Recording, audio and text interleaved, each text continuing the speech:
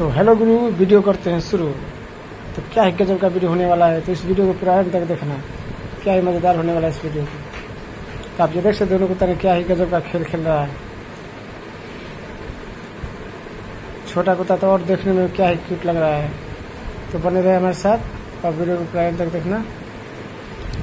और वीडियो अच्छा लगा तो लाइक करके ही जाना, बीच में स्किप मत करना वीडियो। यहाँ पे देख सकते बड़ा कुत्ता सोया रहता है और छोटा कुत्ता ने क्या ही गजब का उसके साथ मजे कर रहा है। ऐसे सब वीडियो में हम लोग आप लोगों के लिए लाते रहते हैं, इसलिए इस वीडियो को पूरा एंड तक देखना।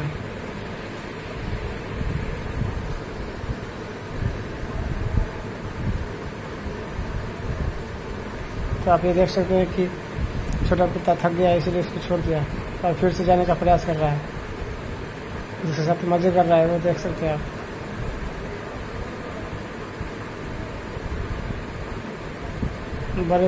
बड़े कुत्ते को तो छोटे कुत्ते को छोड़ दे रहा है, तो बहुत ही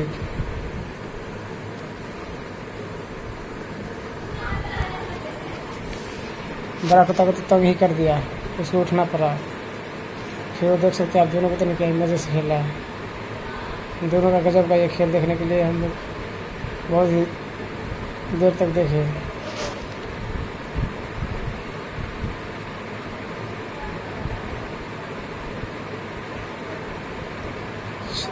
इन दोनों कुत्तों ने क्या ही गजब से खेला। और भाई